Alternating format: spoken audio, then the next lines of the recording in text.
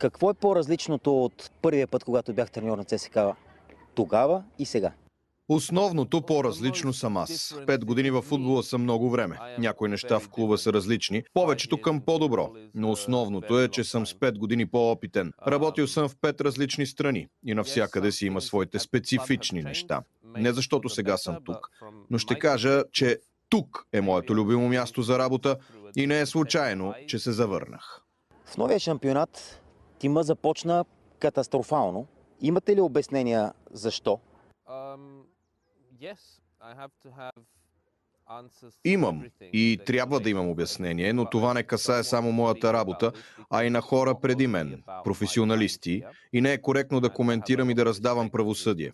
Нашата работа е пряко видима от всички и не е нещо, което да правиш от днес за утре или от тази седмица за следващата. Ясно е, че някои проблеми имат по-задна дата, преди аз да дойда тук. Тогава имаше критики, когато поехте отбора. Чувствахте ли се неразбран, безпомощен? Не се интересувам кой какво мисли. Това е директният отговор. Работата ни е трудна. Аз работя това от 25 години. Стигнал съм ниво, на което в личен план не се интересувам какво казват хората. Ако допуснеш да ти влияе какво казва някой в таксито или на улицата за твоята работа, ще ти е трудно да продължиш. Откъде усетихте в онези моменти най-голямата подкрепа? От моя треньорски екип, от хората вътре в клуба и от играчите, разбира се.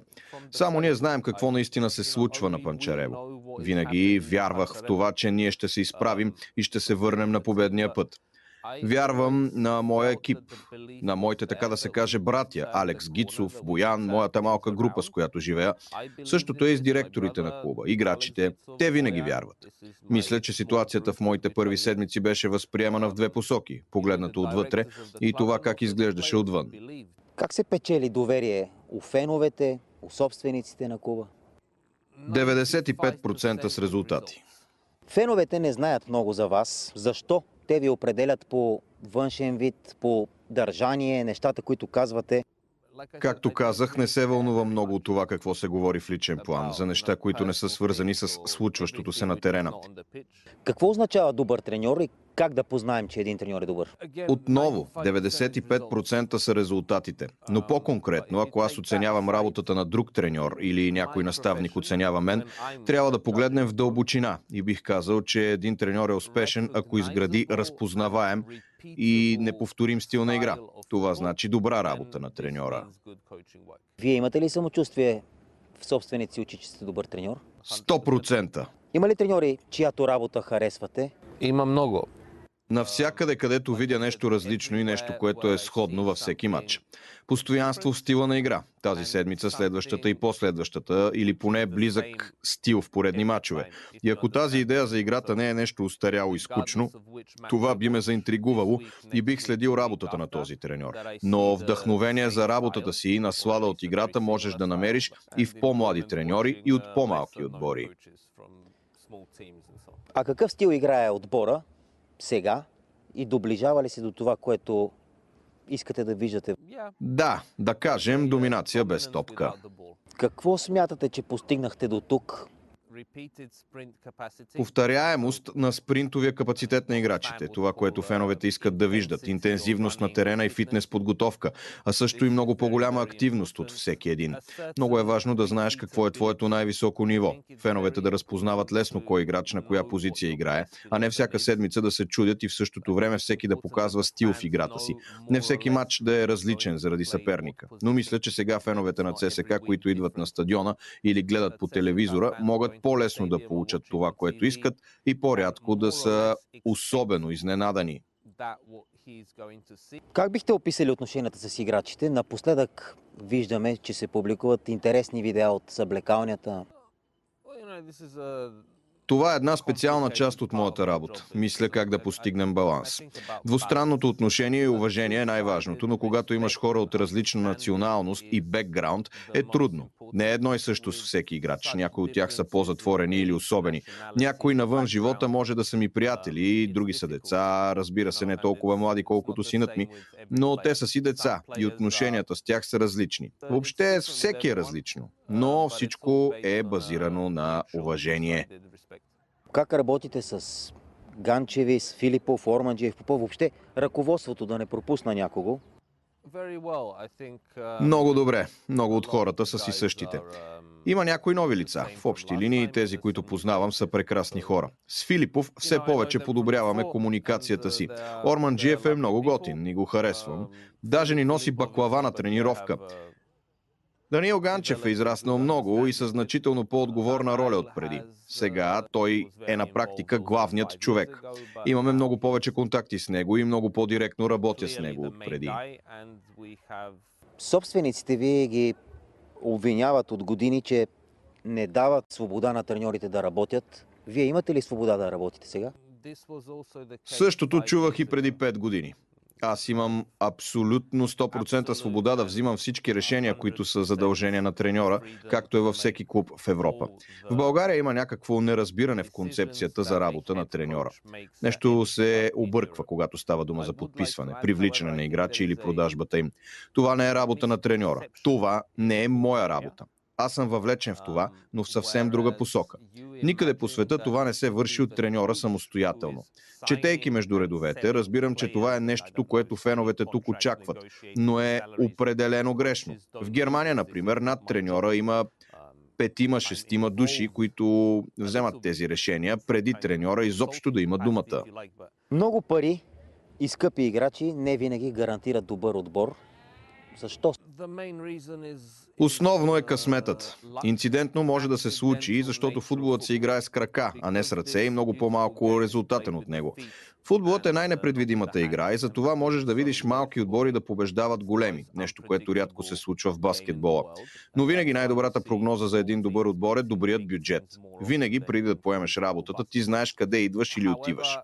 Не е все тая кой отбор поемаш. ЦСКА, Левски, Ботев, Пловдив и да се изненадаш от бюджета, както би станало, ако поемаш Барселона. Знаеш нивото, знаеш какви са целите. Имаш достатъчно наброй класни играчи, сякаш става трудно да избираш кой да е титуляр. Това вече е показател кой треньор заслужава големите пари, които заработва. Всяка седмица е трудно решение. Генерално погледнато е по-добър вариант от това да нямаш класа в тима си. Имаш 2-3 еднакво добри и трябва да избереш един. Трудно е, но е по-добре. Има обвинение, че българските играчи в ЦСКА са последните години крайно малко.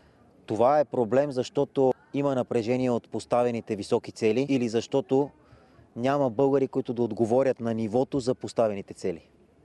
Второто е вярното. Това е проблем не само на ЦСКА, същото и в другите отбори тук. Но това е национален въпрос и аз нямам отговор, макар да имам своите идеи по темата. Но е тема за поне 3-часово интервю. Какво мислите за оправданията, ако не постигнеш целта? Не мисля, че ще се наложи да го правим. Тук не се обсъжда подобно нещо. Смятате ли като не малко фенове, че съдийството помага на определени отбори? Не ми е работа да коментирам тяхната работа, а само играта. Моята работа е да се концентрирам само в това, което са мои задължения. Живея в хотел сам, съвсем целенасочено. Ограничил съм до минимум социалните си контакти точно по тази причина, за да се фокусирам върху работата си на терена и да блокирам всичко странично. Едно от тези неща е съдийството. Нещата, върху които нямам власт и не зависят от мен, не ме вълнуват. Каква музика слушате? Голям фен съм на филмите, на книгите и никога не съм бил човек, когото ще видите да слуша музика, докато работи или кара кола. Не. Но обичам да слушам подкасти и неща, от които можеш да научиш нещо. Обичам да намирам допирни точки между музиката и футболът. Стила на игра на ЦСКА, на какъв вид музика бихте го определил? Бих искал да е хеви метал футбол, но това не е моя мисъл, а на Юрген Клоп. Така че в общи линии, ако стилът на игра се базира на тази музика, нека кажем, че искам стила на Борусия Дортмунд. Минаха мачовете с Локомотив Пловдив и Левски. Кога всъщност е времето един треньор да говори? Ако питате мен, никога. Разбирам, че феновете имат нужда да научават нещата от извора, да имат контакт с отбора и с треньора, да чуят някои от моите идеи и виждания за случващото се, да ме видят понякога в различна светлина. Аз уважавам работата на медиите и съм положително настроен в тази посока. Треньорите на двата топ най-големи клуба в България, ЦСКА и Левски, не дават пресконференции преди мачове. Това си е решение на клуба. Никой не ме пита. Мразя скучни въпроси, като например, защо си сменихте името? От 500 интервюта, 499 пъти ме питате това. Ядоса ли ви въпроса, когато след един от мачовете на Българска НБ попитахме защо изглеждате така? Не, считам го за нормално. Окей, съм и с критиката, но не обичам клишетата в футбола и в живота и нещо от сорта. Не разбирам това наистина. Футболът се играе не на шансове за гол, а на вкарани голове. Понеже ЦСКА не победи Левски, след мача казахте, тук всичко е на живот и смърт. Това е въпрос на културно възприятие, на медийни разбирания. И не е по-различно в другите държави. Чувството обаче е, че в дербито на София, когато загубиш, отрицателното е много повече, отколкото положителното, когато победиш. А това не е добре. Трябва да е по различен начин. Когато победиш или когато загубиш, напрежението в дните след дербито е прекалено нагнетено. Негативното към загубилия отбор е ненужно според мен. Правят се толкова много материали за загубилия вместо за победителя и това е натоварващо. Грешно е и това е една от причините през последните години да се отразява на футболното качество на дербитата. Какво можеш да обещаваш, когато си треньор? Когато подписвам, мога да обещая всичко, но ако сме сериозни, всичко, което е в моята юрисдикция и зависи от мен. Това, че като се събудя и започвам да мисля 100% за работата си в ЦСКА и когато съм на терена да давам 100% от себе си да постигна успех.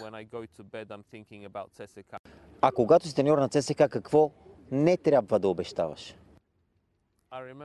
Спомням си преди 5 години, когато дойдох и на пресконференцията казах, че не мога да обещая титлата, получих много критики за това, така че вероятно аз не съм най-умният, който може да отговори на този въпрос.